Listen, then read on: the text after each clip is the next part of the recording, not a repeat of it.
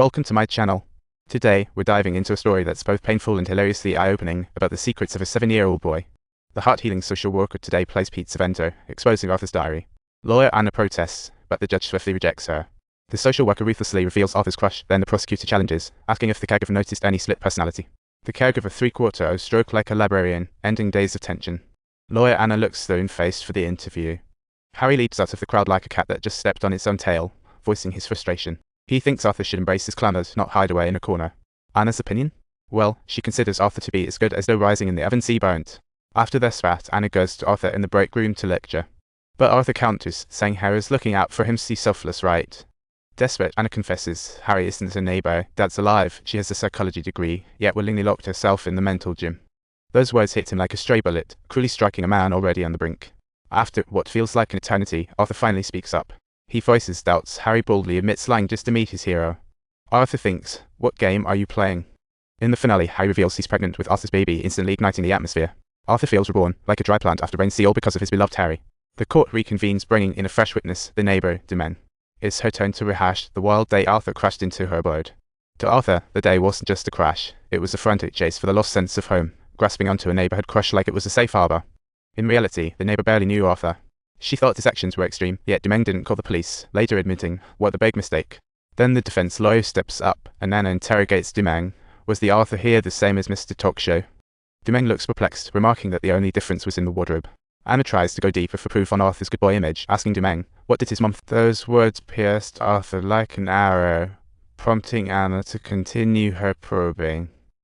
Unaware as she was, they had shattered through Arthur's mental defenses, causing the downfall of a man who once viewed his mother's words as an unassailable belief.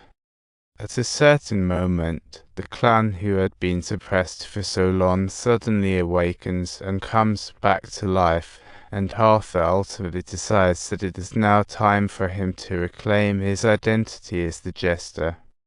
Eager fans finally get their wish. Chaos erupts, forcing the judge to call a recess. Arthur returns to jail, balancing on the brink of laughter and despair. But unsurprisingly, Arthur's just back on the bench, dramatically serving up the usual. Arthur's now a bit overcooked, thoughts spiraling with little tangible change. This feeling is truly something else, as if an unseen force is secretly pulling the strings behind the scenes. This transformation isn't random, it clearly feels predestined, with an inherent necessity.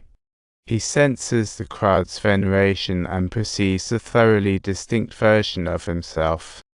Arthur finally speaks up, though it's just a critique of Gary's namesake as trivial as a clown joke.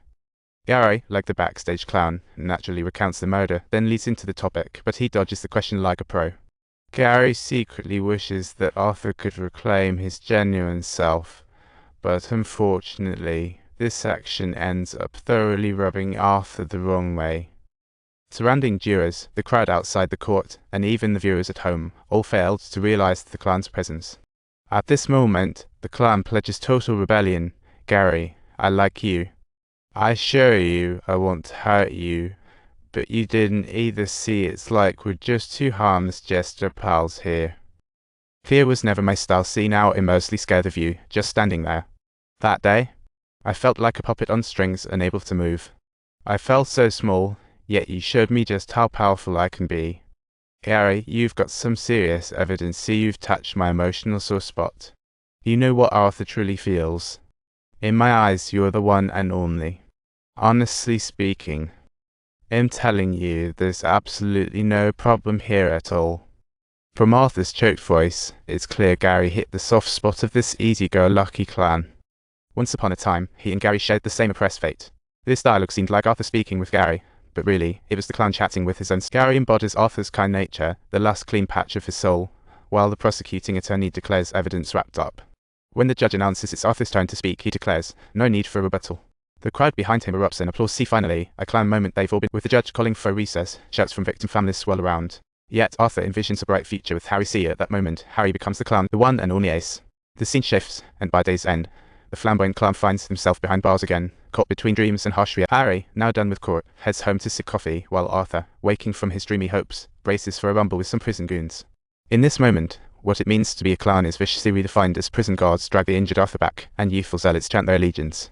His leader wrestles internally, staring at the stranger in the mirror, quietly stripping away the mask once again. The clan is utterly vanquished. The next day, the final showdown looms. The judge gives Arthur one last chance to speak. He scoots over a stool towards the cameras, ready to kick off his very own. In court, the clan presents a vastly different image from before, causing Harry to doubt his own ears. Crowds have gathered in person to affirm their support, enthusiastically cheering for the jester who was once fearless. But it's not for this compassionate, timid Arthur. Ceasing a breather, Arthur rings Harry, only to receive a voicemail in reply. Arthur leaves a message wishing Harry would come, genuinely needing him. In this moment, he's left with nothing. Harry's everything see his one true pillar. More and more gather outside for the verdict, and soon enough, the judge announces the result. Per Arthur, he's still processing everything. No surprise here, folks. Courtroom drama never favors the weak. Arthur's world crumbles as the laughter-inducing madness resurfaces after ages.